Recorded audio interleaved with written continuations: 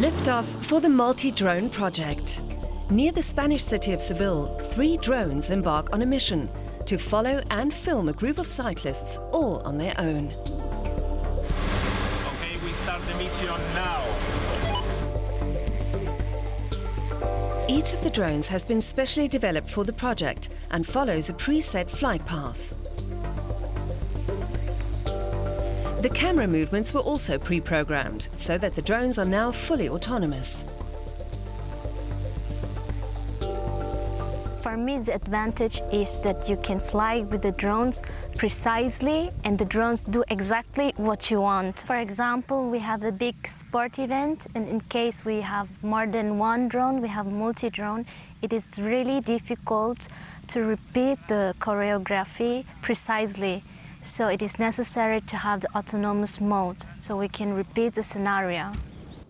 But it was a long journey to reach this point. Looking back, a farm in northern Germany. Drone pilots regularly train here, so it was the perfect place for the MultiDrone team. The project's partners come from France, Portugal, Spain, Greece, Italy, Britain and Germany. They've come here to use this drone system in simulated media productions for the first time. The hardware and software are tweaked in a makeshift workshop. Outside, a drone is being prepared for flight training. Because even though the drones are fully autonomous, a human safety pilot will always be on hand to take control if necessary. And that's what they're practicing here, how to fly a drone without the help of technological systems. It's very different to working with the kind of camera drones normally used in media productions. It's not keeping the altitude, so you have to use the throttle to hover to keep the altitude, and also work against impacts from like winds, and you have to compensate the position to keep and remain the position.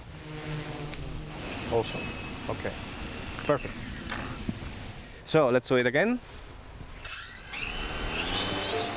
Inside, Maurizio Montagnolo prepares the first test scenario with the cyclists.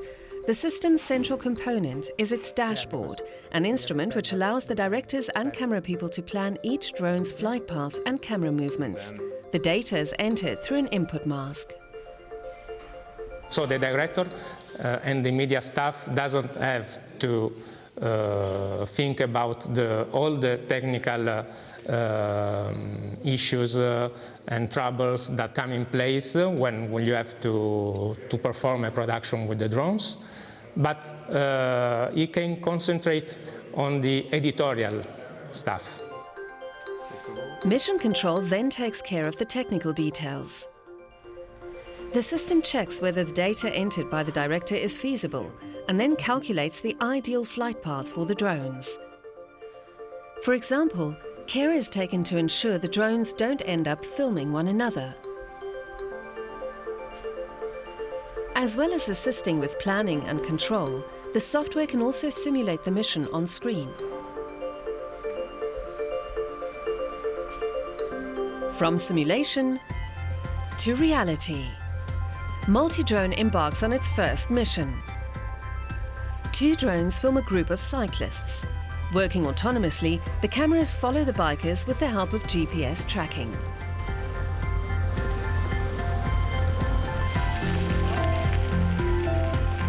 At the command center, team members monitor the mission. Each safety pilot keeps an eye on his particular drone, but neither of them needs to intervene.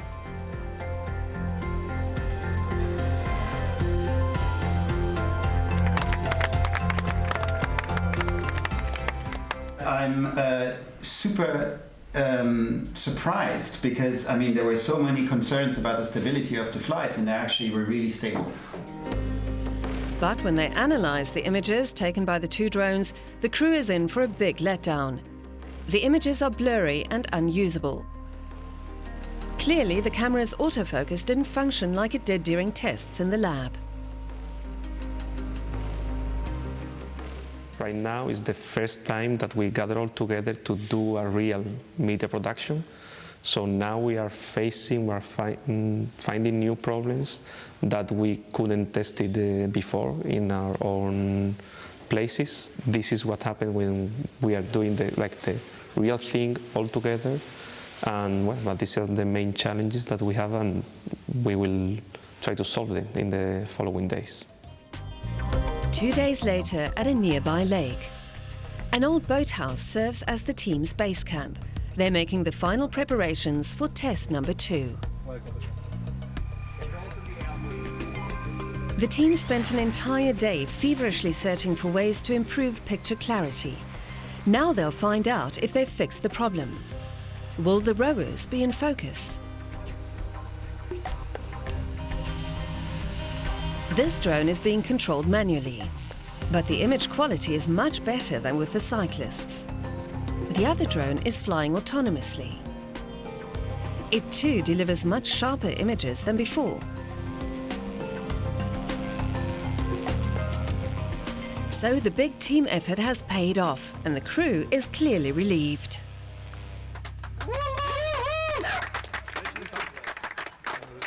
It worked, really.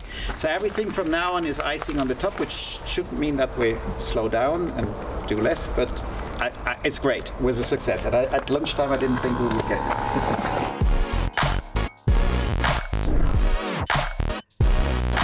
The next day, the MultiDrone team welcomes some parkour enthusiasts who'll take part in test number 3. The drones are in the air and the operation is underway. But then suddenly, one drone's rotors fail.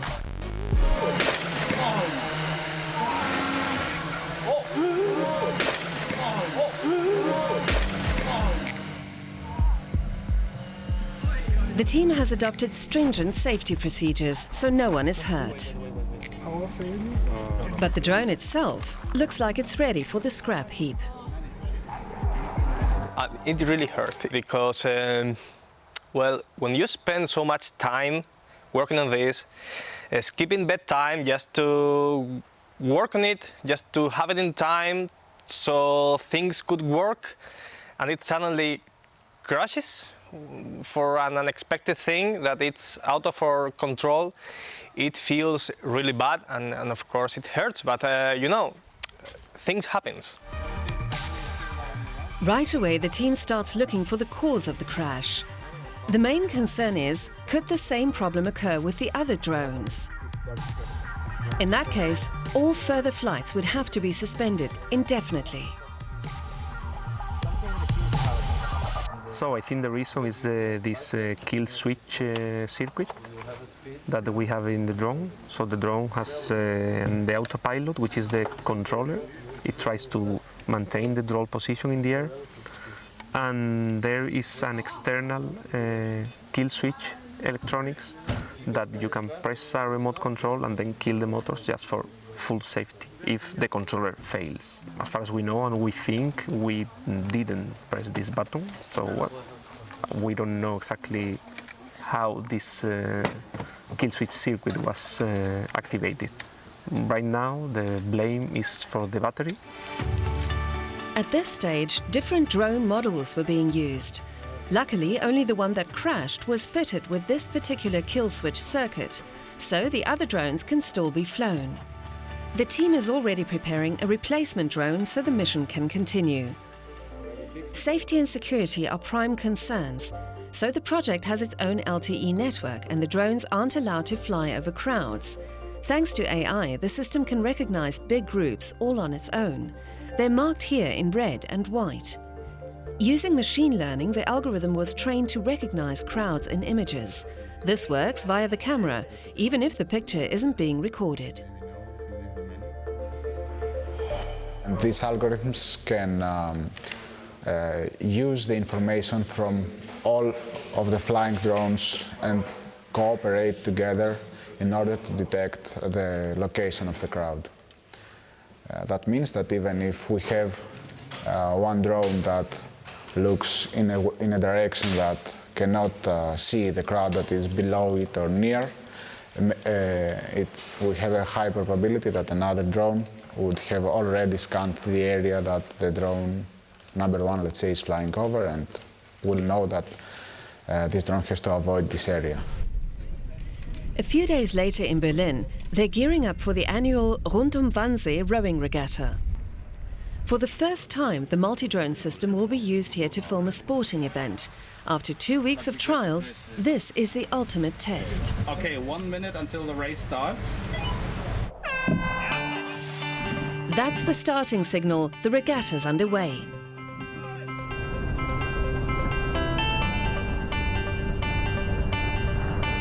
The multi-drone team have positioned themselves along the 15-kilometer route in preparation for their first live mission. Everybody in position.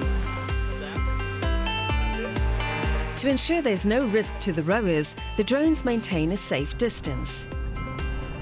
And they make a successful debut.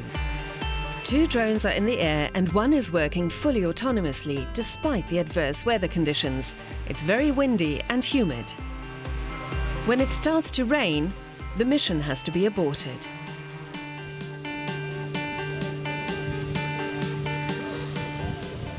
I trained that now. Just let me say thank you very much. Merci beaucoup.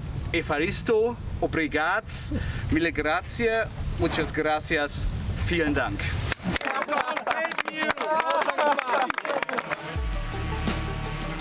Back in Seville, the 3 drones mission comes to a successful conclusion. Drones going home. Drones going home. Be careful. Rápido. The algorithm also takes charge of the return flight and safe landing. Mission accomplished autonomously.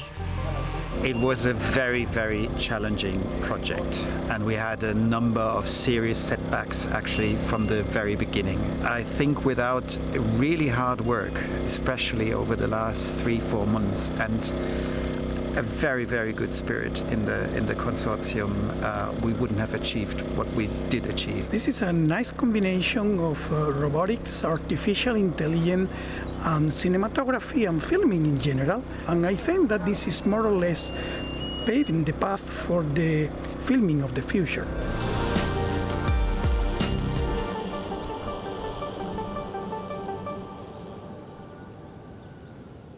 For me, it's amazing to get together with young people from different countries, and each of them has like really special skills to learn from each other. Most of all, working with people as a team, which are not actually a team. So we gather sporadically from time to time, and we work as a team. So that's also a challenge, and that teaches you a lot. The most important thing is that we learn how to collaborate with other universities, with other departments, and see the way they work.